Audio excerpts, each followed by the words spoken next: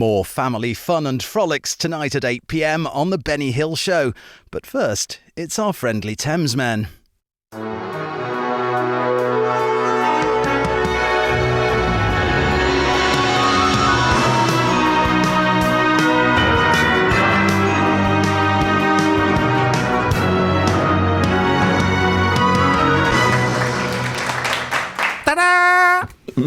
Hello. How you doing? Very good. Yes. Oh, I've just managed to get queued up for 3 hours to go to the toilet, and I drive my tent out. And eating your fourth cheeseburger of the weekend. Absolutely, and managed to get off with a girl called Noddy. You sure it's a girl? Well, tight grip. Let's just... Who cares? It was late at night. Anyway, my name is Alex, and I'm in San Francisco. I'm George. I'm in Los Angeles, and we wish we were at a festival somewhere. We are pretending we are at the... What year did Sue go to that festival? I think she said 70. Well, she said she was there 2 years. I'll just go back to the notes, but she said that she was there. When did she say she was? She got there on the 74. Right. And she was there 74, and it rained all of 74. So well, you reached us in the middle of... We're doing Sunbury. Is it Sunbury? Yes, Sunbury. I want to get that right. We are in the middle of doing Sunbury. So one of our subscribers, Sue Boardman, she went there in 74 when it rained all the time, and Deep Purple fought AC/DC.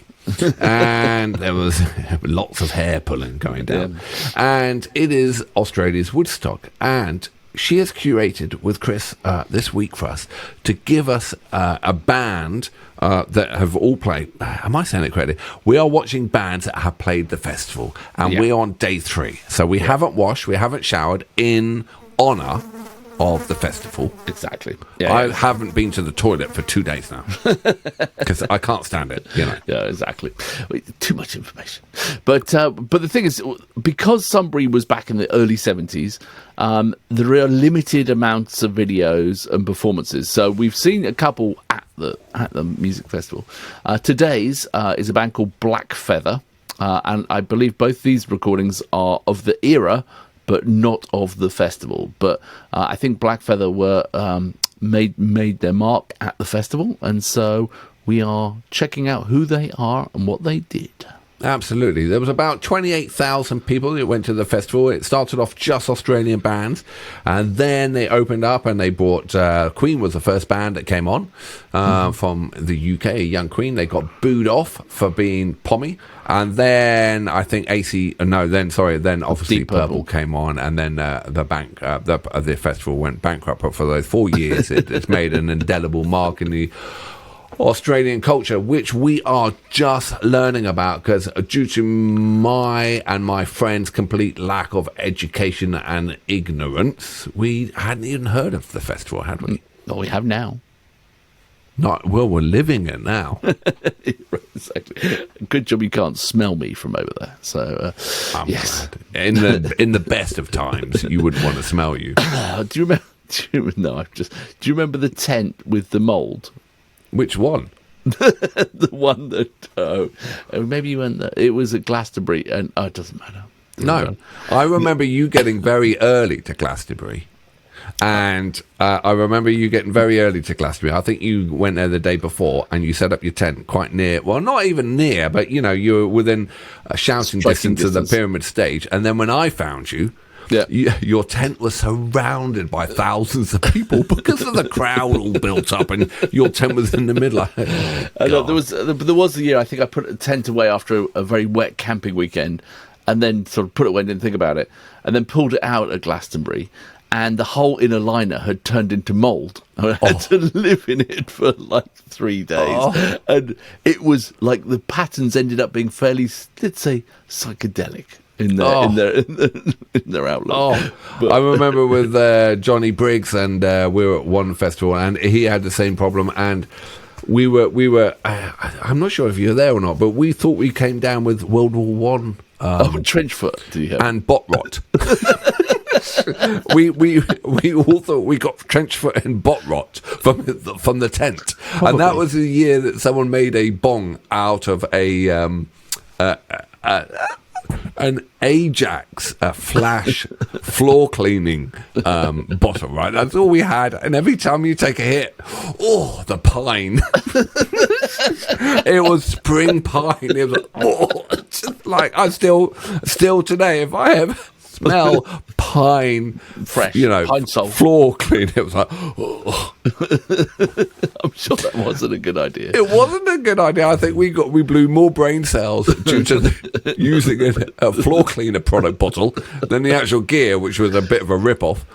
Anyway, too much information because people at work might find this. Never happened. No. Allegedly. Right. Okay. So we're watching a band today called Blackfeather, and formed in '70. The frontman Neil Johns and guitarist John Robertson. They formed heavy rock. Performed heavy rock, sometimes verging on the psychedelic, a bit like George's In a Tent. However, they wrote this song initially for the band Fraternity, who featured a pre-AC/DC Bon Scott on vocals and recorder. Jesus, not a good look, John. Bon. Not a good instrument either. Yeah. No, it's not really an instrument, is it? It's a torture of pain. But they decided to release their own version a year later and made the top 20. So, as my friend said, there are not videos of Blackfeather doing Seasons of Change, but we have the video here, not of the festival, but we can acknowledge and we can join Blackfeather and watch Seasons of Change now. And just stick around because we have a bonus of Blackfeather coming up in a minute after this. So we're getting a double dose of Blackfeather. Double dose. Don't want to say that too much. Trench foot and bot rot. Double dose. Ajax. It never had you clean a lung. I tell you, the smell of spring. Right. Oh, God, the things we do. Jesus, right. Youth is wasted on you. We squandered it. Well, they always say youth is wasted on youth. Mm-hmm. Yeah, well, we were wasted it. No, but we were clean. Very clean. Yeah, smelt of pine. Absolutely. Make your eyes water. It's like Switzerland coming in when we walked in. Clean your teeth? No, I pine salt them. I'm good. Here, clean the floor. All right, 3, 2, 1, boom.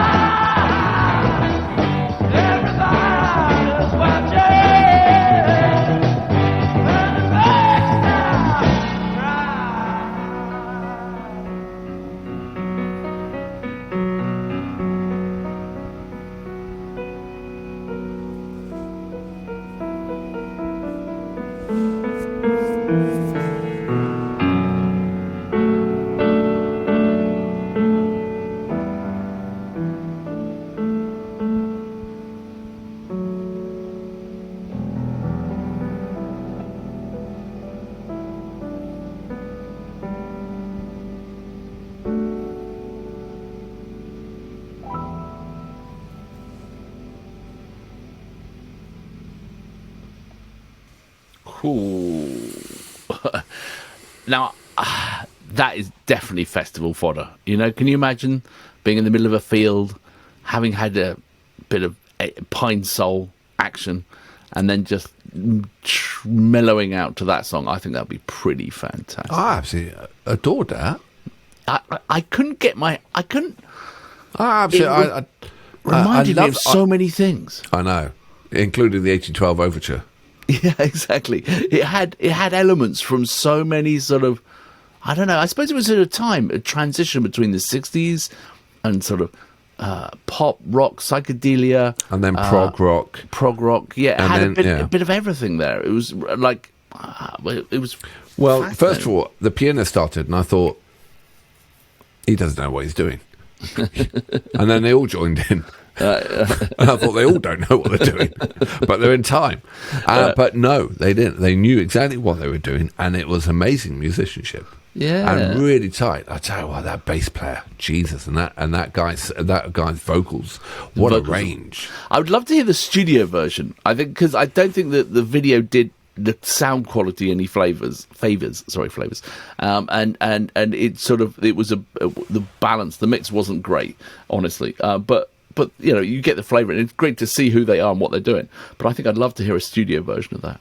I can still hear the hook in my head now. Yeah, that's true. And which is a sign, obviously, of a great song. A hook. Yeah, and then if you well, you saying a hook in the head is a bad thing. No. Like, it's the point of a hook. It gets stuck in your head. If it didn't stick in your head, it wouldn't be a hook. It'd be crap. You know the old grey whistle test. Yeah.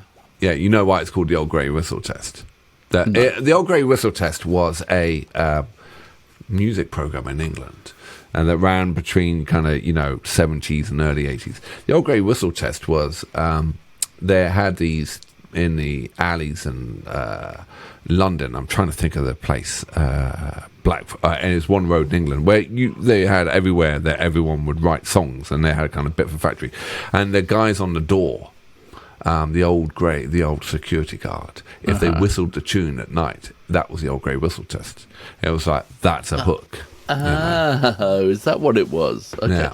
But the old grey whistle test always had a logo, which was like a guy kicking stars or something. I know. Remember? Yeah, what was that? Yeah. Sorry. Just before I forget, it was Denmark Street. In Denmark Street, they used to just have they had shops, and they would literally have songwriters working for artists, and you could get a job on that street as a songwriter, and you would write all day, every day, just write. That's where kind of Neil Diamond started, and everyone started. Oh, really? I didn't know that. There you Cat go. Stevens and everyone, they all started as a staff writer.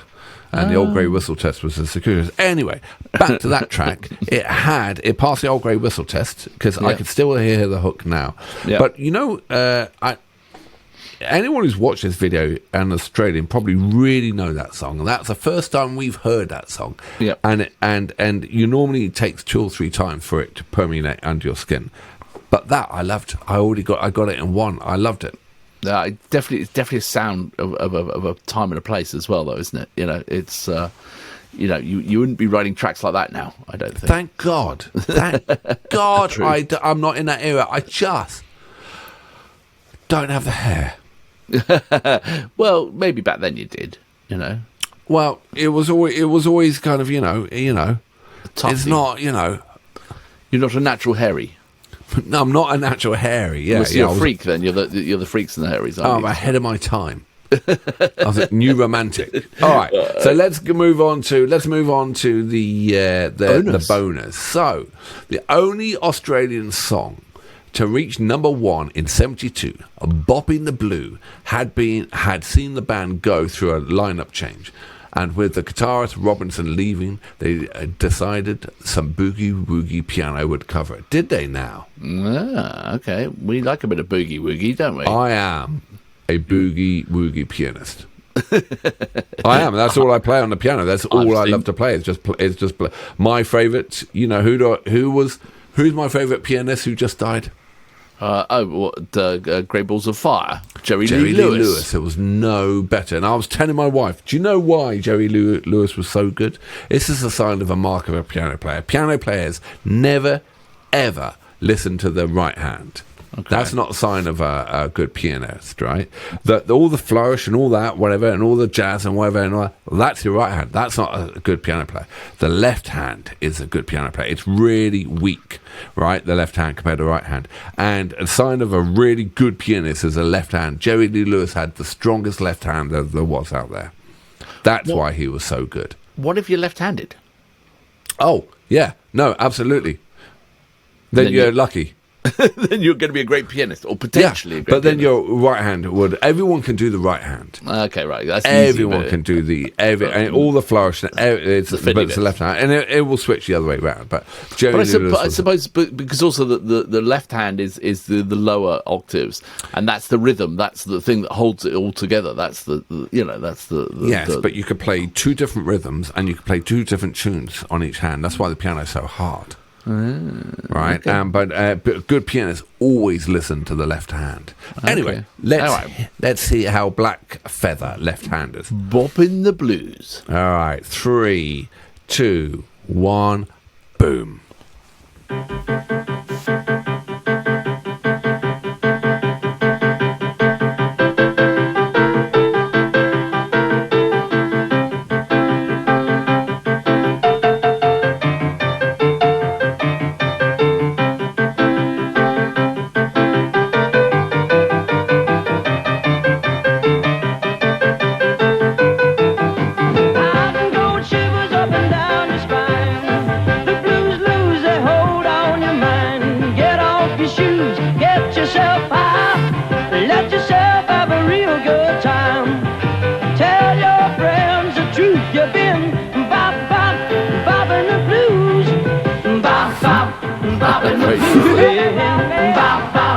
Bopping the blues, bopping the blues, bopping the blues, bopping the blues, yeah. We started bopping, but we never stopped. It was 12 o'clock when the police knocked. I started running on the back door, felt the foundation shaking in that old dance hall. I turned around to see the boys in blue, and guess what? They were bopping the blues. Bop, bop, bopping the blues. Bop, bop, bopping the blues. Bop, bop, bopping the blues. Bop, bop, bopping the blues. Bop, bop, bopping the blues. Yeah.